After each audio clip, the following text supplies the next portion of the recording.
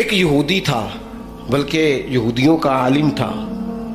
اس نے ایک دن حضرت بلال حبشی سے کہا کہ مجھے پتہ چلا ہے کہ آپ حضور کے مہمانوں کے لیے سارے بندوبست کرتے ہیں اور بعض اوقات آپ قرض بھی لیتے ہیں، تو میرے پاس کچھ اضافی پیسے پڑے ہوتے ہیں، مجھ سے قرضہ لے لینا۔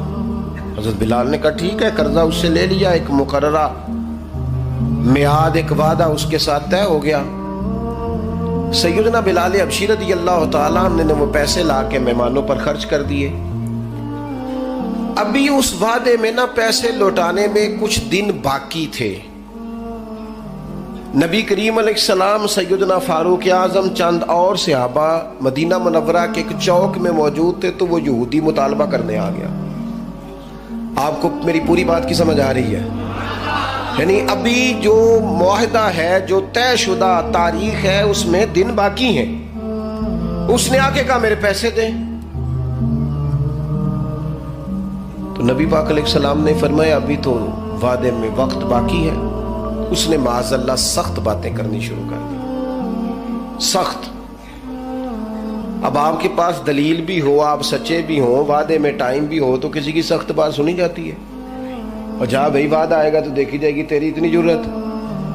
اب جب اس نے سخت بات کی تو سیدنا عمر فاروق نے تلوار پہ ہاتھ رکھا۔ حضرت عمر ہے نا، شیر ہے نا اللہ رسول کے، ہاتھ رکھا تلوار پر۔ تو نبی پاک علیہ السلام نے فرمایا عمر جلدی نہ کر، بڑی بردباری سے، حلیمی سے، اطمینان سے، سکون سے۔ حضور فرمانے لگے عمر اس نے پیسے لینے ہیں، وہ مطالبہ کر سکتا ہے، تمہیں چاہیے تھا کہ تم اسے کہتے ذرا نرمی کر، مجھے کہتے پیسے ادا کر دے۔ حضور فرمانے لگے اب اس طرح کرو، اس کے ساتھ جاؤ، فلاں جگہ کھجوریں پڑی ہیں، جتنا اس کا قرض ہے اتنی کھجوریں تول کے دے دو، اور یہ جو تم نے تلوار پہ ہاتھ رکھا ہے نا، اسے ڈرایا ہے، تھوڑی کھجوریں زیادہ بھی دے دینا۔ آپ کا بردبار ہونا، حلیم الطبع ہونا، مزاج میں ٹھہراؤ ہونا، سکون ہونا، یہ بڑا بندے کو نا وفادار بنا دیتا ہے۔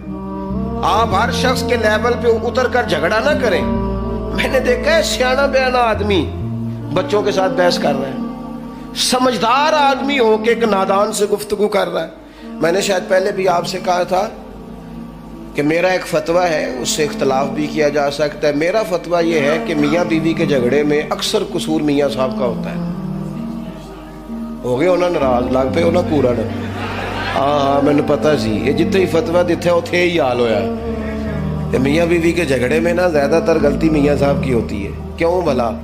اس لیے کہ عورت بیچاری کی عقل ناقص ہے، اس کی آدھی ہے، وہ پورا سوچنا بھی چاہے تو شعوری طاقت اتنی بلند نہیں، تو میاں صاحب کی تو پوری ہے نا، تو پھر جھگڑا ختم کس نے کرنا تھا؟ تو جی میاں صاحب آکن تینوں آج ٹھیک کر کے ہی چھٹ رہے، تو یہ تو غلط بات ہے نا بھائی۔ آپ یہ دیکھیں کہ اللہ تبارک و تعالیٰ نے